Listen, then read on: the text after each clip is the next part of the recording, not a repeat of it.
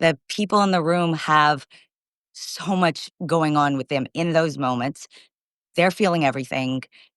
The emotions are high. If I don't show up authentically in myself, what am I doing to serve them? How am Mm. I giving them, what they need in that very vulnerable moment? They need authenticity, professionalism, clinical guidance, but also a human experience.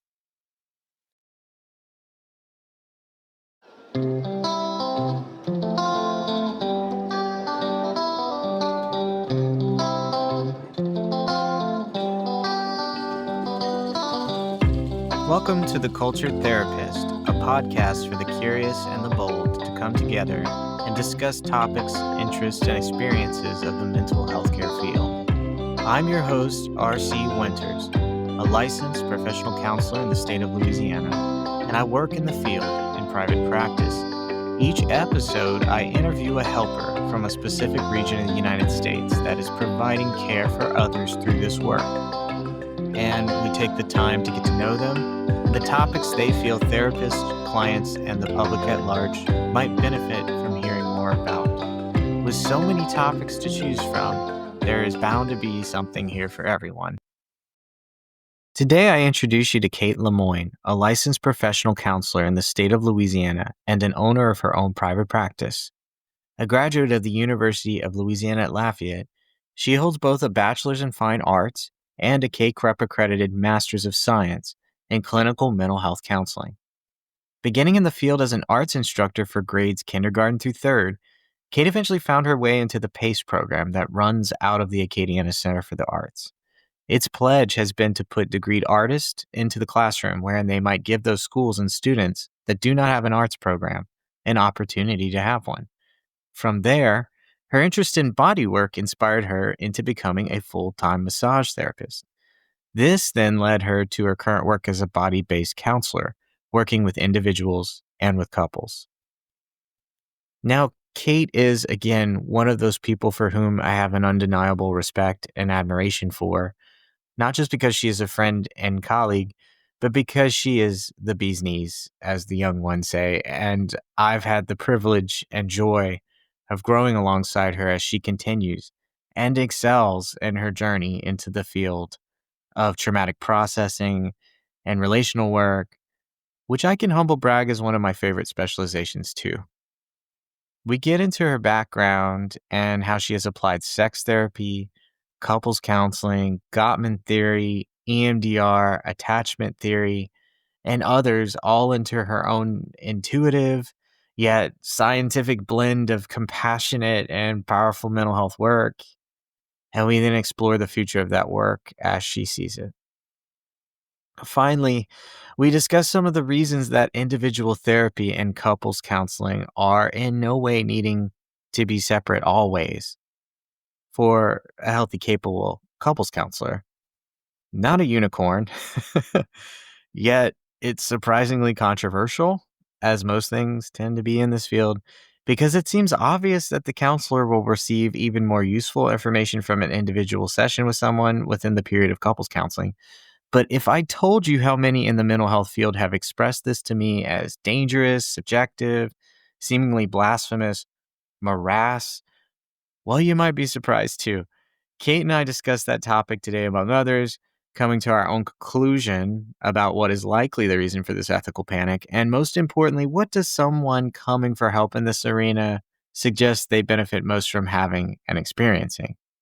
So let's jump into that conversation. I have been on a long road here, and a lot of that journey has involved exploring other occupational fields, one being massage therapy and one being the arts. And in both of those career experiences, I found myself deeply engaged with people's experiences with trauma or hard experiences or life changing experiences, things that really impacted them, not just in a physical way, but in a emotional, psychological way as well. So when I came to a point of reassessing what I was doing with my life, I wanted to figure out a way to marry those two long-term experiences into an occupation that brought all that together. And clinical mental health counseling seemed, at the time when I was exploring options, to be a field that would marry those skill sets. Yeah, and I kinda had the privilege of being there at the time where some of those decisions were being made, and I remember thinking like, "Wow, what a perfect person for this type of role." Your background with massage therapy and then just the ultimate want to help others with that trauma. I was also curious, like, do you find that while you're doing this job, it feels like it's not just a job? Like, do you get that feeling ever? Because I know I do sometimes. 100%. This feels like a vocation and feels like a calling. Part of me wishes I would have found it 20 years ago, right? Because I could have Yeah, been yeah. doing it this whole time. But also, I recognize I wouldn't be the kind of therapist I am without the experiences that I've had. So grateful all around. And yes, you were definitely so implemental in some of those phases. Oh my gosh. Well, I consider myself somebody who has seen some things, and if I can pull anyone forward with me and I see that someone can really do something for others and I believe in them, I'm just like, "Co whatever you need." That's always been my attitude about fellow counselors and especially anyone in the mental health field. One of the reasons I'm doing this podcast is sort of that. It's just the continuation of that, which is I think another part of what I've noticed is not everyone in this field is one thing. Everyone has so many other things that they can offer. I've noticed a lot of artists. I've noticed a lot of people who have just have this arts background. So when you told me you had an arts background, I don't know why I didn't know this, but I didn't know this.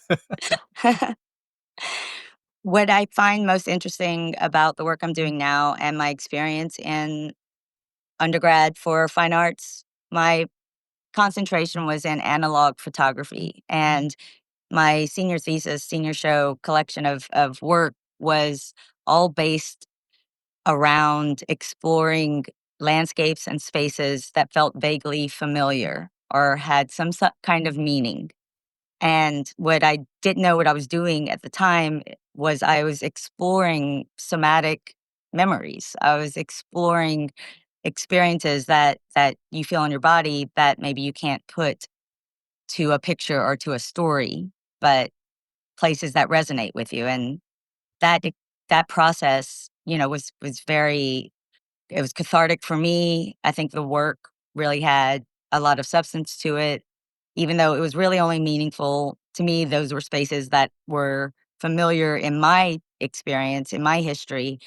But the beautiful thing about art is you create a piece and it's up for interpretation, for anyone. So I find it very interesting that I was exploring these types of themes way before now. And that's a huge part of the work I'm doing as well these days. For sure. You have a just a plethora of talent is what you're saying, and I would agree with that. I have no doubt that that was a beautiful show. I wish I had seen it. The UL arts program historically would have the senior show on campus, but when I graduated, it was held at the Hilliard Museum. Did others understand what you were doing with the somatic element? Because I know that's a big part of it, you said. At the time, I didn't even have that language Oh, to wow, okay. apply to the statement. All I remember writing about was the experience of being in landscapes that hold meaning for you or feel familiar to you, and you can't really place it, but there's something about it. So I did these long exposure film pieces exploring these landscapes, mostly at night, and I developed them in a process that utilized developer that extended the life of how it developed. The finished product had depth to it and Okay. hue that was a little bit sepia tone. They were just unique and different. And I don't know, if the message ever really got across because I couldn't really explain it myself. That's interesting that subconsciously you were, experiencing this sort of unknowable feeling. I was immediately just, like, in therapy mind. How do you think that translates to the work you do now in a way? Well, I do focus in a lot of ways in the work I do on the somatic experience. So the bodily sensation, the bodily response, the experience that happens internally, not cognitively, and how that might shape, whatever is happening to you at that time. So I think the massage therapy was a big part of that, working so much with helping people physically feel better, responding to how muscles respond to touch. I don't Yeah. know. I All of that work was so deeply embodied, Mhm. and the artwork also felt embodied. And now this work embodied. It's an interesting theme that has come up over and over again, and I wonder about that myself. Like, has this always just been, something that I've been trying to make sense of in my head? Yeah, I mean, I think it kind of bears witness for all of us in the field that we are constantly sort of drawn to certain things and we don't know why, and then it comes out one day and we're like, "Where the hell did that," like like, "How did Yeah. I get here?" But you're like, "Oh, that's how I got here. This has always been there. It just was in a way I couldn't put into words," like you said. I thought that was so powerful. I think a lot of people feel that way about so many things in our lives. We kind of have these amazing trailheads that we follow, and we don't know where they come from or when they started, but one day it all makes sense, and we're like, "Oh, that's why I did that." And You if we're know? paying attention, we can really, really, really learn some things. Mm, that's a great way to say that. I think about that often. Like, am I fully present? Am I really noticing? Am I really seeing everything, including in my body? I think that's a big one that I know we all kind of struggle with. We get so in our heads and get out of the entire package and just kind of move into one part of our body. And I kind of have an idea now of what you like to do, but I even want to go there too and kind of just bridge off of this and ask what else do you love to do in this type of work? Like what brings you joy? I started this journey really committed to working with trauma and very much interested in how traumatic experiences manifest somatically, psychologically, cognitively, of course, but overall, how traumatic experiences impact the way that you navigate life in general Mhm. and all of the nuanced ways that it can create belief systems, values, sense of self awareness or lack of. Mm. That's where Yeah. this all started, with an interest in those experiences. And as I started working more and more and more, I definitely fell in love with working with trauma, but I noticed that we are all part of systems, right? We are all part of relationships. And the theme that I was picking up on, even if a traumatic event happens to you singularly, the relationship, the system, the experience you have within yourself is altered. So relationships are impacted by traumatic experiences. The way you navigate relationships, the way you experience them are impacted by what you've experienced, right? So I really found that systems, somatic relationships, like those things were really clicking for me. And it inspired me to work more within that realm, meaning that I found myself really gravitating towards relational work, working with couples or Mhm. people in relationship or even individuals who are navigating relational experiences.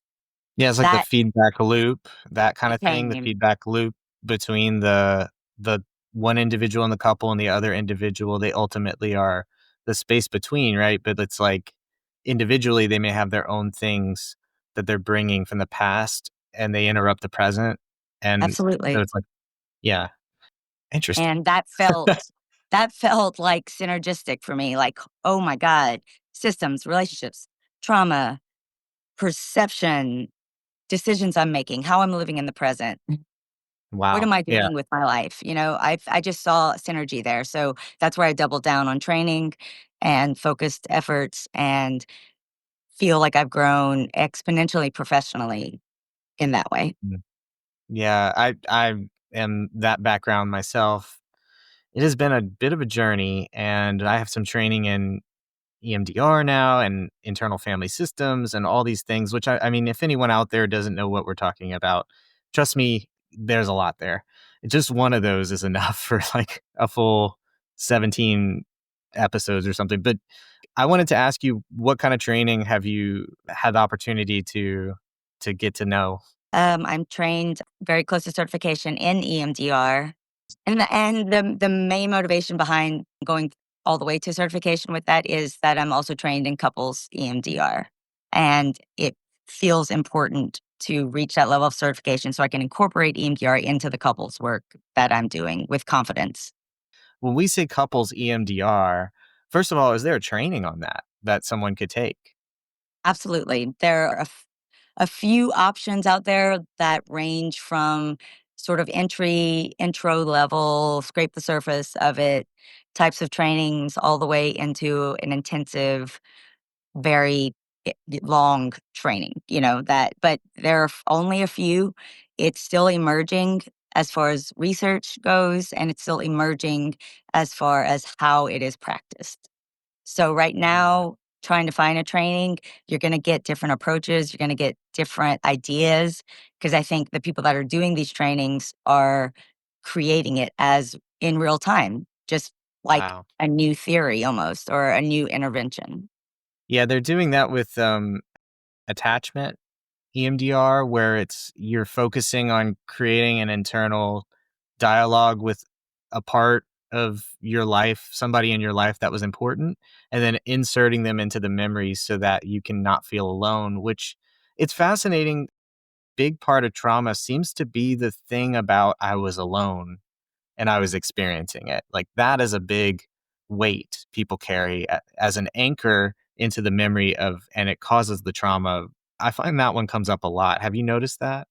100%. I think that is largely due to our experience, each unique experience as a human, right? So I'm going to experience something differently than you would, and the way that my psyche is going to interpret that is completely unique to me. And Oh yeah, I yeah. think that's part of the feeling alone is even if you're with other people in that experience, it is so singularly yours to live with that it Mm. feels like you're alone in it. In a way, I'm the only person who gets to experience my I-ness. That comes up for you because it's being played out in your couples work. I also know you're Gottman trained as well, which is like a whole 'nother set of amazing training that's just kinda rare, I find lately. Not super rare, but it's amazing. I think that couple, they're such a fantastic couple of people. I'm level 2 Gottman trained on the path towards certification there at some point. I'm gonna continue with those trainings. That framework, along with quite a few other research-based couples approaches, has comprehensive research, comprehensive literature published, lots and lots of information and experiential research to draw upon and apply to Mhm. a methodology, Mhm. it Yeah, that evidence-based component, this has a lot backing it that it actually creates a functional, more appreciably different relationship once people know this information and practice it, right? yeah, yeah. And finally, I am in the process of becoming fully trained and certified as a sex therapist. Now, that is something I wanted to ask you about because I'm curious as to when you say sex therapy, are you talking about a specific kind of sex therapy? Is it more the information that's driving it, or is it actually like techniques and skills and things like that that are driving it? Does that make sense? Maybe ask that in a different way. When you talk about sex therapy, are you talking about it through a certain lens, or is it like an all-encompassing training? It's kind of being like trauma-focused training. Thank you for clarifying. My experience with this it has been completely groundbreaking and eye-opening. I began this journey into getting trained as a sex therapist as what I thought at the time was supplemental training towards the relational work I was doing. Now, it is the program that I am part of is a comprehensive dive into the entire experience of sexuality. So Wow. Yeah. everything from trauma to lifestyle to identity Wow. is covered in what I've been learning over the past year now, year and a half almost. And what has blown my mind is the deeply intrinsic, ubiquitous experience of hum- the humanness of being a sexual being. The Mhm. the system of ourself that is our sexual system, if you will, is, I think, much more intrinsic to our psyche, to our perception of reality, to the way we navigate relationships, to honestly how we feel in our own skin. Mm. Yeah, that's can I add to that, that I know we often talk sort of not nastily towards Sigmund Freud's work, but we kind of, like, push it in this box of, like, not everything's about sex," and it's like, well, that's not it, right? Like, it's not everything's about sex, it's that sex is a huge recognizer of certain internal experiences going on in the mentalization of our natural state of being in this very vulnerable place.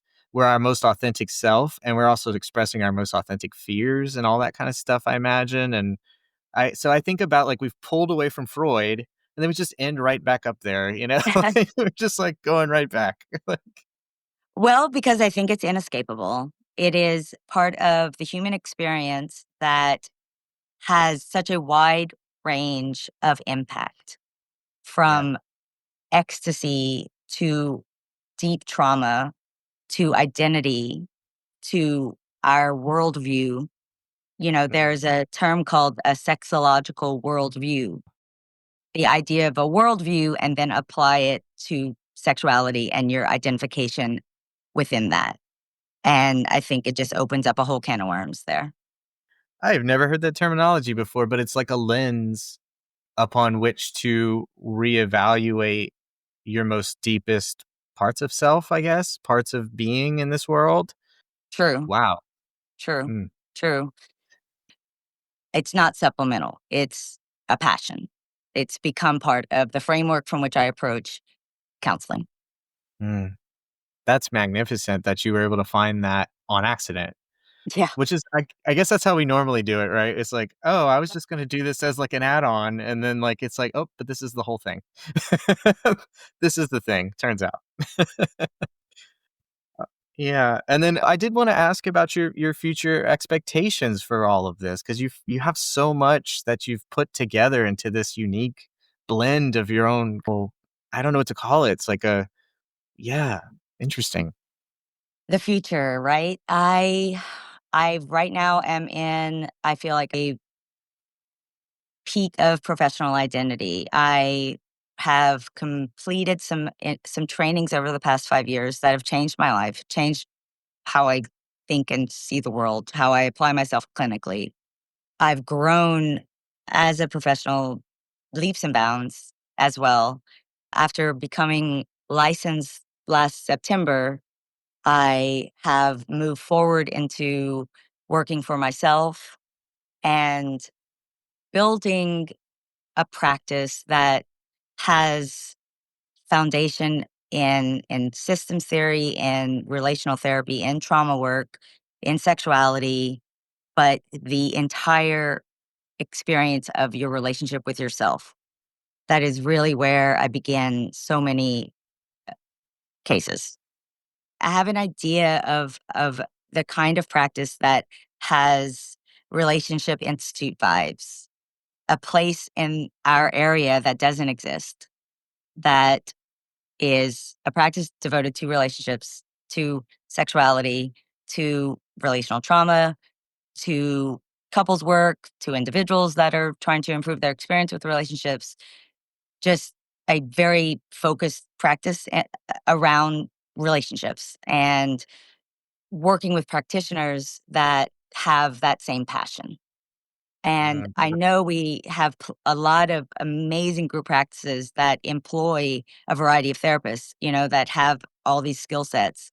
What we don't have is one practice dedicated to that focus and the practices in across the United States that I've kind of looked up and researched and learned more about, the ones that are relationally focused, provide not just therapy services, but educational services, support services for the community, a whole wide range of options. So that's kind of like a pipe dream idea somewhere Yeah.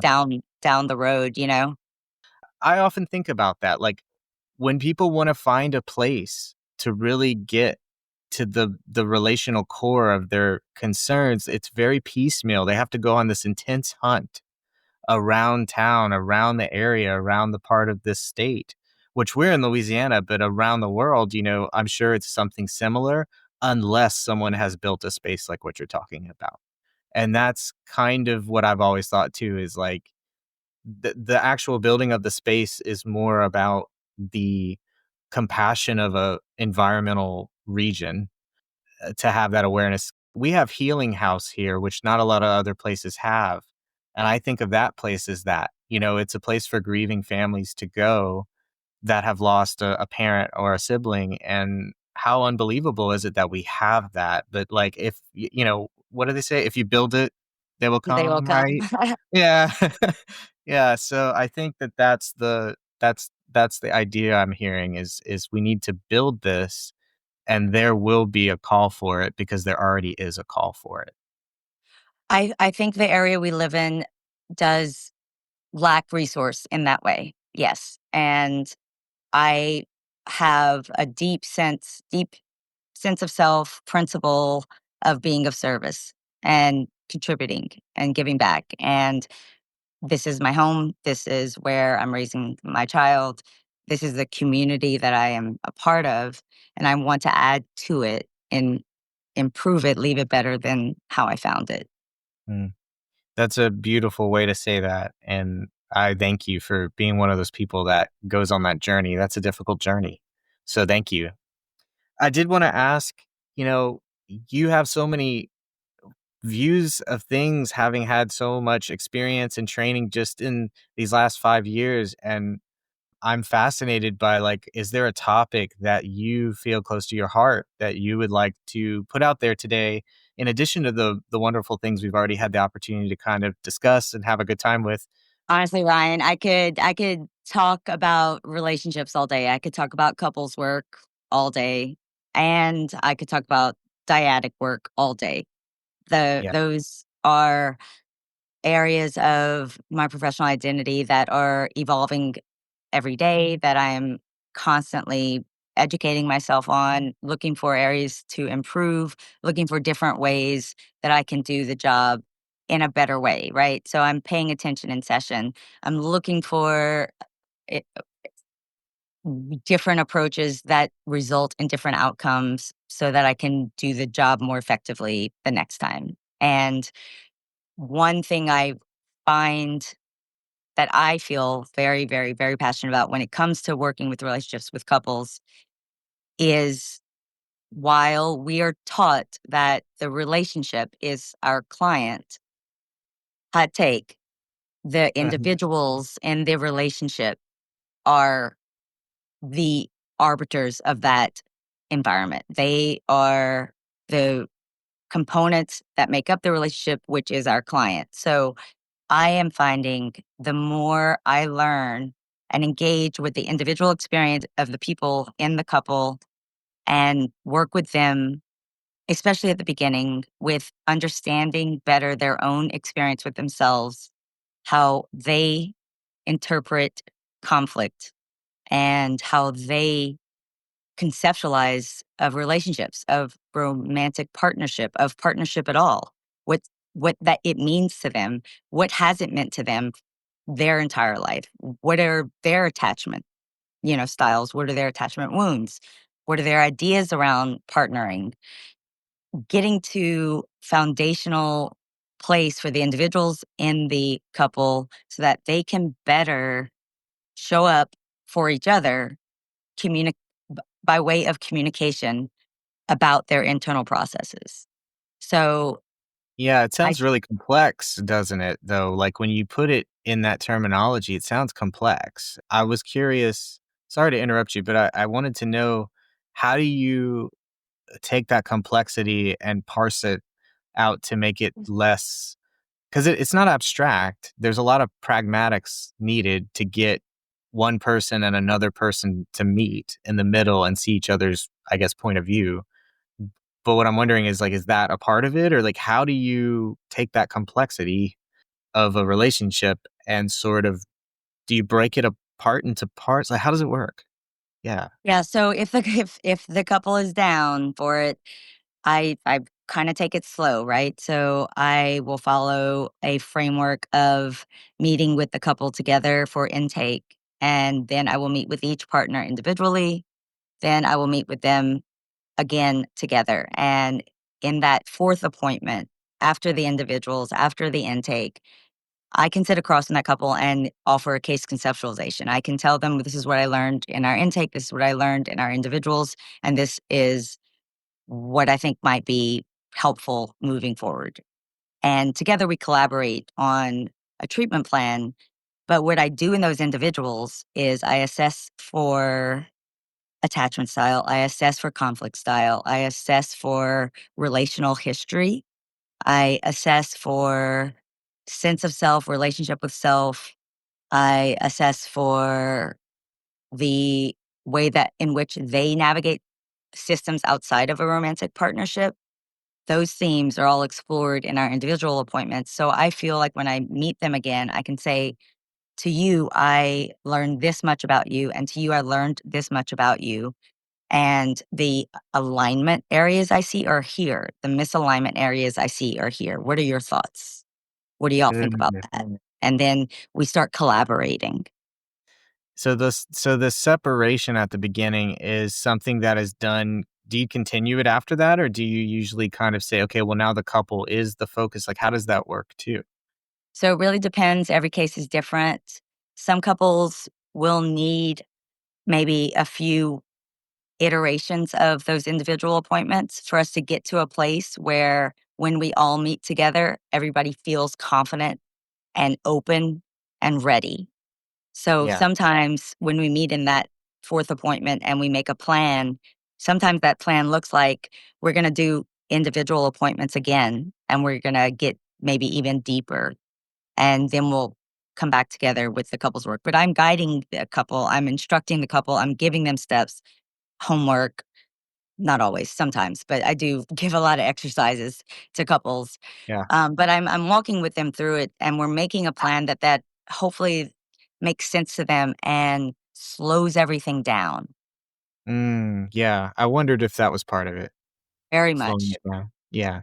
very, very Uh, much. you said it was like a hot take, and my brain went, "What is it that makes that so controversial?" I still don't understand. I think I told you about this. I went to a conference, and someone was like, "You should never do that." I don't get that. It seems like that's the way that would be easiest for someone in a helping role to see the entirety of the situation, because people don't always wanna say the thing in the couple session, right? Like, that seems like something necessary to give them that space to not have the relationship affecting the, I don't know how to say this, because it's not the relationship's fault, it's the pattern of behaviors are still in the room when the relationship's in the room, but when it's an individual, that pattern shifts to the pattern between you and them. Does that make sense? Yeah, it does make sense. I think the training, the teaching, the approach of the relationship is the client, the relationship is the client. I think that is to consider that the the therapist remains in an objective, unbiased role. So if the relationship is my client, then the individuals may or may not feel like one is favored over the other. When the individual appointments happen, they are balanced. There isn't more for one individual or more for another individual. Whoever it is that's doing the work, it's up to them to ethically respond in an equal way that lets both partners be seen, but also not sided with. That's what I think. I think that the idea of the relationship being the client removes the perception of collusion, right? Where it could be perceived that I'm colluding or favoring one Uh-huh. partner over the other. But I think that's all in the purview of the clinician. I think that's the responsibility of the clinician to facilitate the therapeutic space in whatever way is best serving, yes, the relationship, but the individuals in the relationship. Yeah, there's a danger that is always apparent in these spaces wherein a person who has that power and responsibility of that role has to really know what they're doing, it sounds like, in order to do this, because there's so much opportunity for maybe the misunderstandings to come in, hurt feelings getting compounded or getting into a feedback loop. And now the therapist, I guess, kind of gets into a triad. For sure. I mean, things like triangulation or one partner, even singling out therapists. Well, aren't they wrong? Tell them they're wrong. Ah, The yeah. Yeah. therapist is in a role of objectivity, but we are human beings. There is Right. no way I'm not having feelings towards maybe one person or the other in that appointment. But my job is to balance that and find rationale behind how I might respond. And I'm going to respond with rationale. I'm going to have a reason that I'm going to respond a certain way to an individual or to a situation. Yeah, that blank slate thing actually is kind of, I imagine, not very useful in couples counseling. I imagine it actually would work against you. It's kinda like, he just told me that he hates me, and you're just like, "Tell me more about that." Like, I don't know, the blank slate doesn't work always, like, there is a need to respond. In my experience, Ryan, the blank slate is possibly maybe one of the most ineffective things that Mm. we've created as part of the ethos of being a therapist. I don't know. I have very strong feelings sort of around that because personally, I guess I can only speak for myself. I draw so much from my gut. I draw so much from my intuition. And then I weigh that by clinical training. And then whatever comes out of that is born of those two systems coming together. But Mm. I don't know if I could do this work without having an intuition or a relationship with my sense of gut check.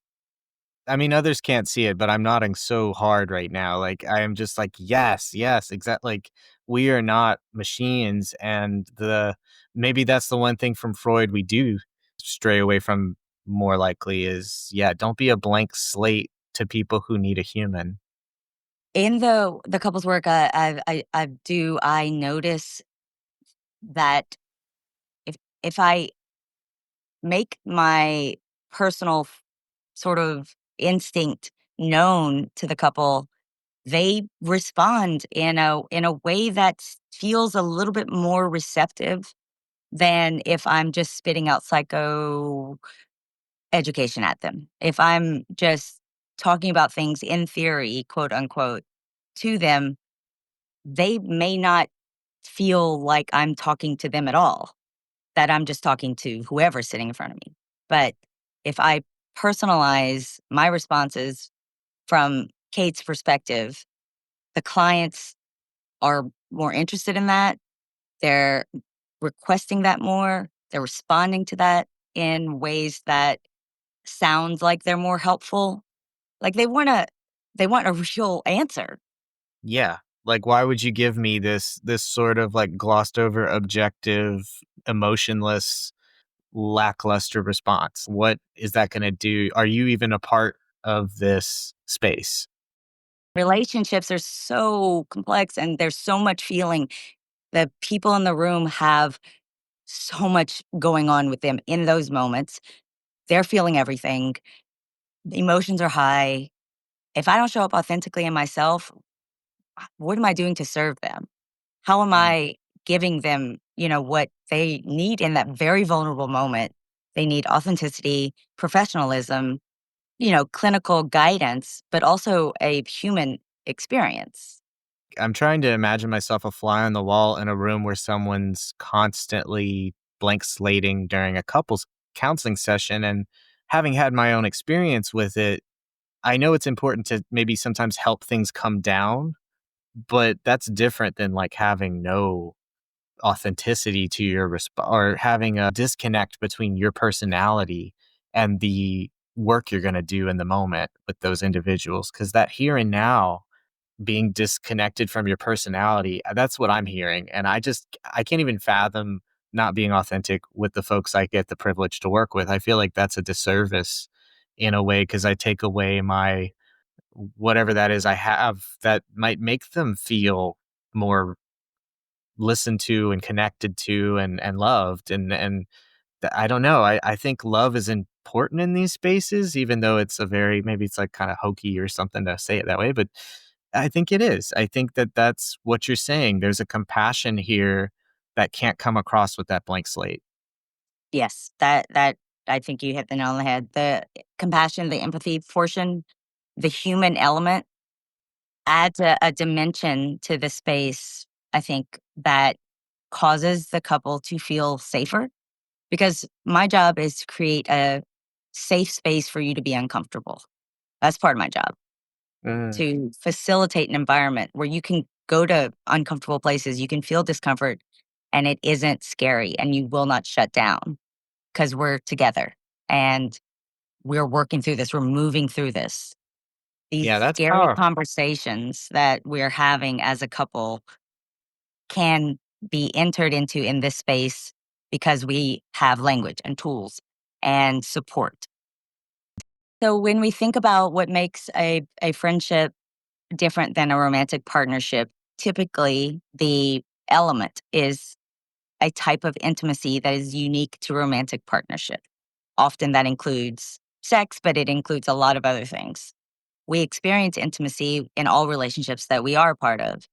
With a romantic partnership, the specific iteration of that intimacy is often expressed through sex, through touch, through physical connection. So that dimension makes the romantic partnership, different than a friendship. So the element of intimacy, the element of sex in a romantic partnership can and often is a cornerstone, not just for the physical connection, but the bond that can be experienced between two people when connecting intimately, physically, sexually is unique to itself. It is unlike a bond we have with a friend. It is unlike a bond we have with a family member in most cases. It's unique to itself. And exploring the identification of sexuality within the context of the individuals in the couple is going to give you so much information about how they interpret intimacy, their comfort level with it, their ideas around it, what they want out of it, how they experience it. The language of intimacy is as important as the literal words that we're using to communicate in session. I've noticed it too. It's this sense at the end of the day, the buck kind of stops at however far the couple's been able to go in that level of intimacy and how comfortable they've been able to feel truly being seen by each other as they actually are. And I think whenever sex kind of dulls or gets, I don't know the word, it becomes rote or boring or confused, or there's a lot more behind it than just the actual physical experience going on. There's all this extra stuff going on in each other's minds, and they're not even aware of it. They haven't talked about it. They don't know it. They're too ashamed of it. All of that. Like, I think, is that where like the tires hit the road, is when you start getting into that with them? 100%. Yes. And getting people to go there is a challenge. Oh, I can't I imagine. will admit that Yeah.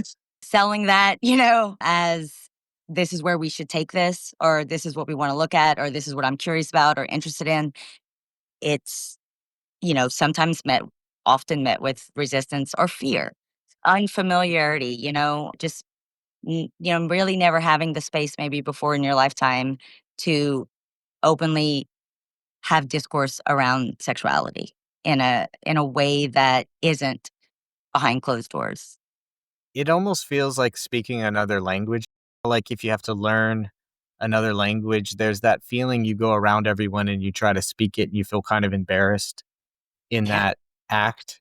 I feel like talking about sex when you don't normally talk about sex and aren't allowed to in any other space, it can feel alien and out of this world that this is okay. Like we're allowed to have these earnest conversations about this difficult topic. And it's like, not only are we allowed to, but you get to, do the thing that you never could do. And it's the thing that will probably save your marriage. So I find it to be just unbelievable that you are one of those people who can do that. Thank you. I Yeah. love the work, and the more I learn, the more I grow, the more experiences I have within these experiences with couples or dyads or individuals, I get to bear witness to the human experience of self-identification, of self-awareness, of Yes. watching someone's relationship with themselves blossom, grow, evolve, change, heal. I mean, Mm. what an honor. Yeah.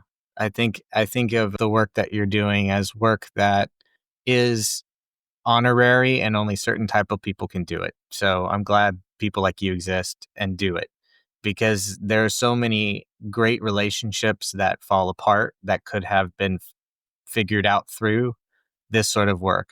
They could have made it. Speaking of, how can people find you if they're looking for that assistance? Well, I would love it if you connected my website to the show notes. That would be super helpful. Will do. I also have a Psychology Today profile. I have a Google business profile. I am Googleable. I think if you type in Kate Lemoine, Lafayette, Louisiana, hopefully what will first pop up is my website, Catherine Lemoine LPC, and or the Psychology Today page, which both connect directly to my business phone, to my website, to my email. Fantastic. Well, thank you so much for this conversation today. It has been enlightening. It has reaffirmed some things that I didn't think I could say out loud. And I'm glad I did today because, like, I think it's empowering for not just us, but for the folks who come to work with us to know that, like, we're very human and that's a good thing. And I just appreciated your candor today and your honesty and just you. I just appreciate you. Ryan, I feel the same way. Thank you so much for the opportunity to have yet another enlightening, insightful conversation with you because that's all I've ever experienced. The feeling is so mutual. Thanks again. Thank you.